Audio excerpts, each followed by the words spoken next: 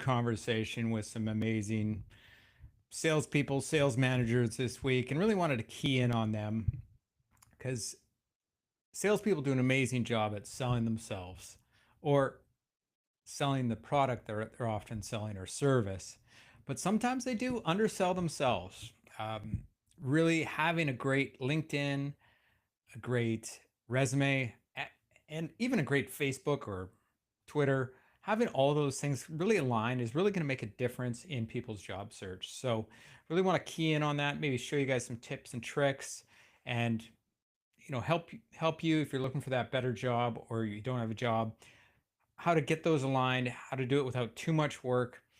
Use some of the AI tools that are out there, and really get your resume to where you can get that hopefully that $10,000 higher job offer than you're currently at. Or if you're looking to make a move, just spoke with a woman. She wants to come and move to Victoria.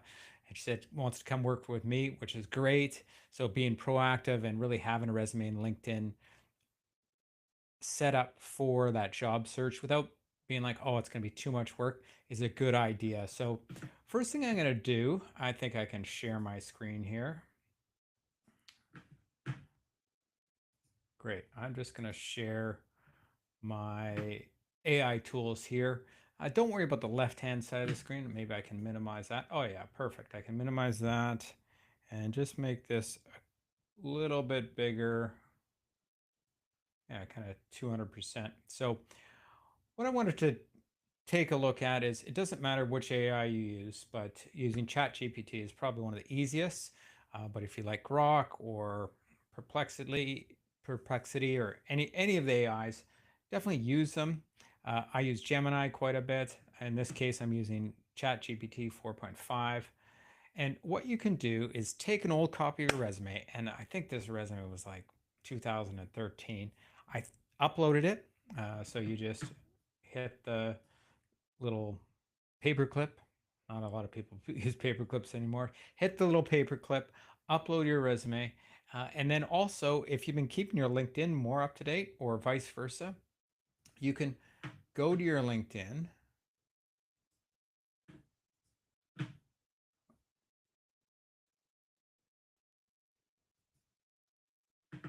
All right. So you can also go to your LinkedIn. And I think if you go under, no, not contact information. I just did this. How do I do that? How do I create a PDF? Out there.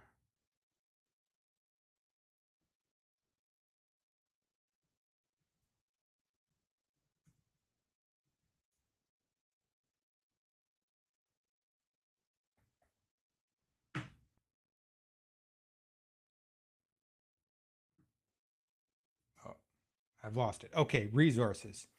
Save to PDF. So you can always go to your own LinkedIn and save it to a PDF. If you want to edit and improve your LinkedIn, there's some AI tools built in as well. You can add pronouns. You can rewrite this. I don't know if AI assistance is available within LinkedIn without paying for it, but regardless, you can copy and paste different segments of your LinkedIn and add them later as well, right? But in this case, one of the things you can definitely do is use the resources, save to a PDF, and then you can upload that again, right? So I was able to upload my profile, right, to whichever AI you're using, and then ask simple prompt. What did I say?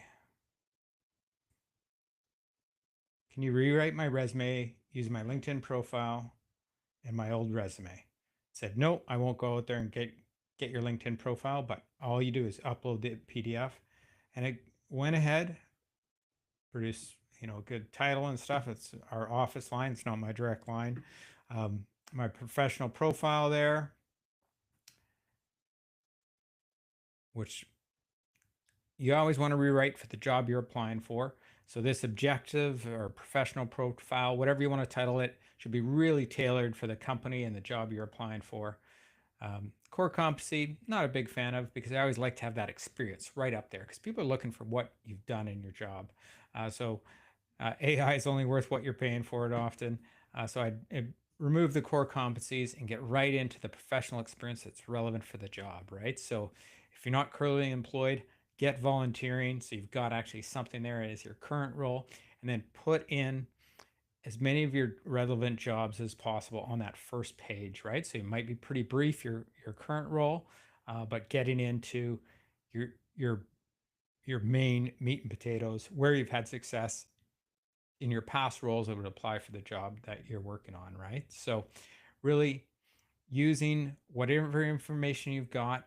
If you don't have a great resume, you don't have a great LinkedIn, you can bang out, 4 to 5 roles that you've had, your education, um, put it on a document, and then go find a LinkedIn profile that you like, right? Find somebody that really like and respect, and they've really invested that time in their LinkedIn profile, or just do what's called a Boolean search or a Google search to do uh, LinkedIn.com sales manager, right?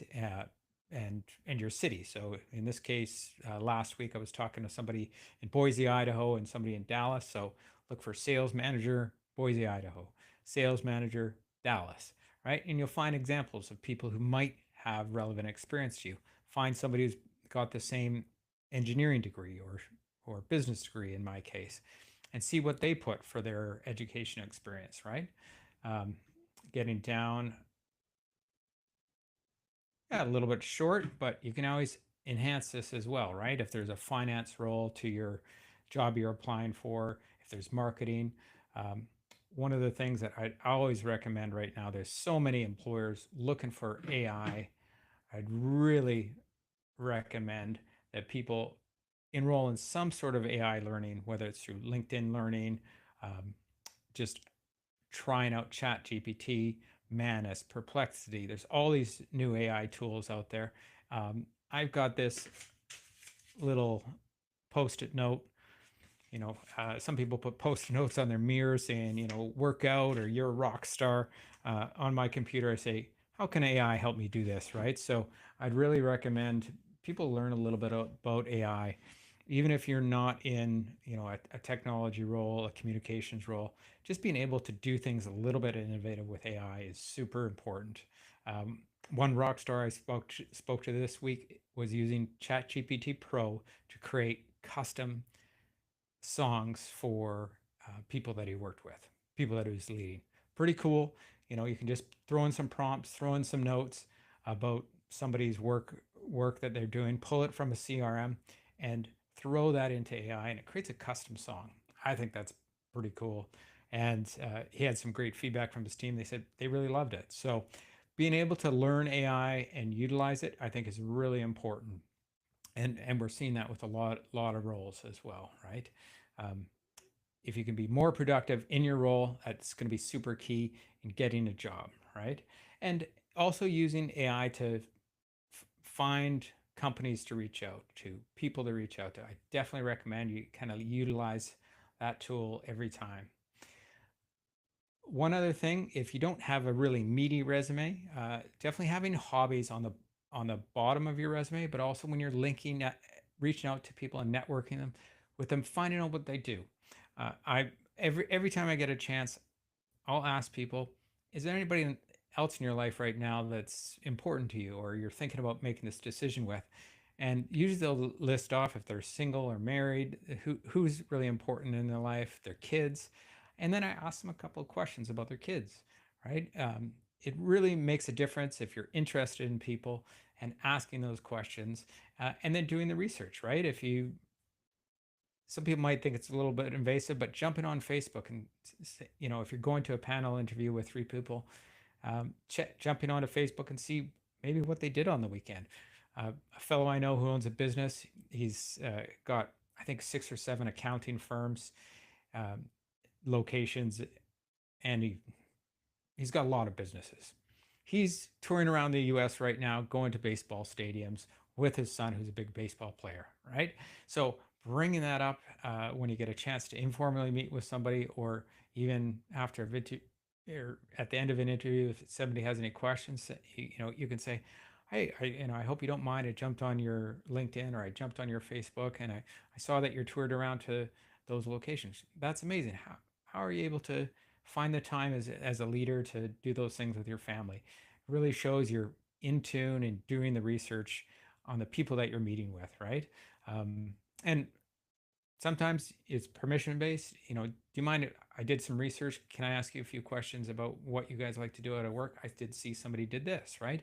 And if people are like a little bit hesitant, maybe back off that line of questioning. But if you can get more personal with people, I think it makes a really big difference in differentiating you from people who just come in and answer questions, right? So really doing that preparation. One thing on the resume, some people have tons of experience, and I definitely recommend having all the experience, all the knowledge, all the hobbies and stuff, having them on a large, what I call it, accordion resume, but tailoring each one to the job you're applying for. So grab the job description, go through, look at the bulleted highlights. What are the must-haves? Making sure you've got them. Throwing it into AI and saying, did I miss anything from this? If you don't have something, go out there and get it, right? So what I like to do is if somebody doesn't have, a certain technology or certain skill, you can often enroll in Coursera or LinkedIn Learning or Google University, or your local college, your university. Um, Apply to enroll in that course and then add it to your resume, and to be completed, September 2026 or estimated completion 2029. It shows that you're working and willing to get the credentials that somebody has, even if you haven't started yet, even if you haven't paid for a deposit yet. But you can say, I've sent an inquiry, I'm planning to get enrolled in that.